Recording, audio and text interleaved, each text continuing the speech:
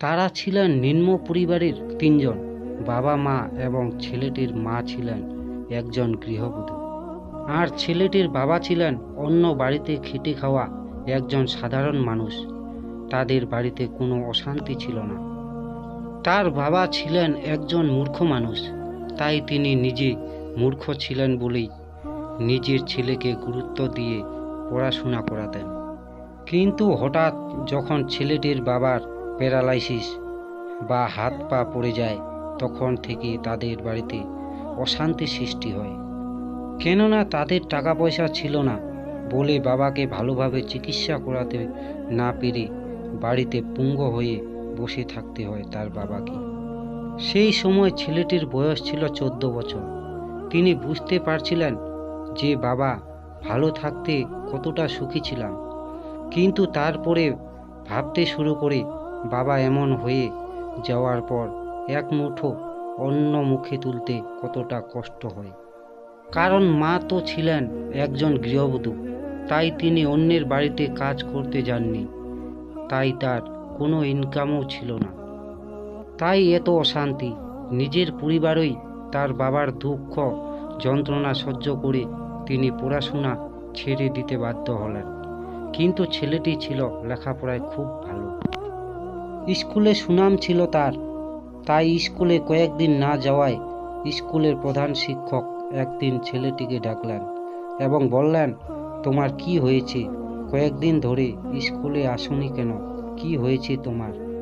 ছেলেটি কেঁদে কেঁদে বললেন, স্যার, আমার জীবনে আর লেখাপড়া হবে না। ছেলেটি বাড়ির সমস্ত ঘটনা স্যারকে বললেন। এই ঘটনা শুনে স্যার ছেলেটির সামনে কেঁদে ফেললেন। কিন্তু তা সত্ত্বেও স্যারটি ছেলেটিকে বললেন যে কয়েকদিন পরে ন্যাশনাল প্রতিযোগিতায় অংশগ্রহণ করতে, কারণ সেখানে যে বেশি মানুষের মন জয় করতে পারবে সে হবে প্রথম। এমনকি তাকে অনেক টাকা এবং একটি সোনার মেডেল দেওয়া হবে। এই কথা শুনে স্যারের কাছ থেকে ছেলেটি বাড়ি চলে আসেন। ছেলেটির আউট নলেজ খুব ভালো ছিল, তাই তিনি বাড়ির বাবার মুখের দিকে তাকিয়ে চোখে জল ফেলতে ফেলতে বাবার পরিস্থিতি দেখে ভাবলেন, মানুষের কাছ থেকে তো শুনেছি যে মানুষ ভালো কর্ম করলে নাকি মরার পরে স্বর্গে যায়, আর যারা খারাপ কর্ম করে তারা নাকি নরকে যায়। এই ভেবে তিনি রাত্রে শুয়ে পড়লেন। কয়েকদিন পরে যখন ছেলেটিকে আনতে গেল, ছেলেটি স্যারকে বললেন, আমি পার্টিসিপেট করতে পারবো না, কারণ সেখানে সব বড় বড় পরিবারের ছেলে মেয়েরা সেই অনুষ্ঠানে অংশগ্রহণ করবে, আর আমি সেই অনুষ্ঠানে অংশগ্রহণ করতে পারবো না, কারণ আমার বাবা মায়ের দিকে তাকালে আমার সব আশা নষ্ট হয়ে যায়। তাই আমাকে এখন অন্যের বাড়িতে কাজ করে বাবা মায়ের মুখে অন্ন তুলে দেওয়ার পরিকল্পনা নিয়েছি, যেন একটুকু ভালো থাকতে পারি। কিন্তু ছেলেটির প্রতিভা দেখে স্যার বললেন, তুমি যদি এই অনুষ্ঠানে অংশগ্রহণ করতে পারো তাহলে আমি কথা দিচ্ছি তোমার বাবাকে দেখাশোনা করার দায়িত্ব আমার। এই কথা শুনে ছেলেটির মা এবং ছেলেটি রাজি হয়ে যায়, এমনকি সেই অনুষ্ঠানে যোগদান দেয়। কিন্তু অন্যান্য ছেলে মেয়েরা নিজের মতো প্রতিভা দেখিয়ে স্টেজের বাইরে দাঁড়িয়ে পড়ে। তারপরে সেই 14 বছরের ছেলেটি স্টেজে উঠে বাবা মায়ের কথা মনে পড়েই কাঁদতে শুরু করেন আর বাড়ির ঘটনা নিয়ে শুরু করেন। এই জগতে, এই বিশ্ব ব্রহ্মাণ্ডে মানুষের কুসংস্কার রয়ে গেছে। আবারও ছেলেটি বললেন, এই জীব আত্মা ও ভূত আত্মা বলে কিছু নেই। মানুষ বলে ভালো কর্ম করলে নাকি মরার পরে স্বর্গে যাওয়া যায়, আর খারাপ কর্ম করলে নাকি মরার পরে নরকে যাওয়া যায়। এটা মানুষের ভুল ধারণা। স্বর্গ এবং নরক বলতে কিছু নেই। এই ভুল ধারণাটি বর্তমানে ঘটেছে। এটা মরার পরে কেউ দেখতে পায় না যে সে স্বর্গে গেছে বা নরকে গেছে।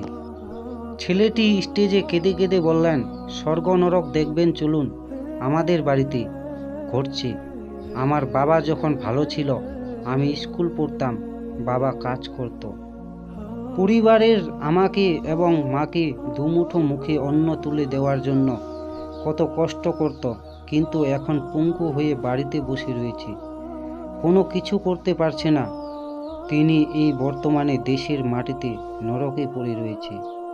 নরক বলতে আর কিছু নেই। আর আমি স্টেজে অনেকক্ষণ ধরে আপনাদের সামনে কথাগুলো মন থেকে হৃদয় ভেঙে বলছি, কারণ আমি জীবনে প্রথম এই স্টেজে উঠে বক্তৃতা দিচ্ছি কেবলমাত্র আমার শেরের জন্য এই জায়গায় পৌঁছাতে পেরেছি। আমার কি যে আনন্দ হচ্ছে। আমি এখানে যতক্ষণ আছি মনে হচ্ছে স্বর্গে আছি। এটাই হচ্ছে স্বর্গ। এখানে যতক্ষণ আছি মনে হচ্ছে স্বর্গে আছি। আর যতক্ষণ বাড়িতে যাব আবার কষ্ট বেড়ে যাবে, তখন মনে হবে যে আমি নরকেই আছি।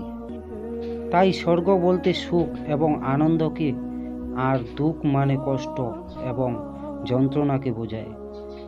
এবং ছেলেটি বলে, বর্তমানে আমি যতটা পারি আপনাদের আশীর্বাদে বাবাকে যেন এই নরক থেকে স্বর্গে আনতে পারি।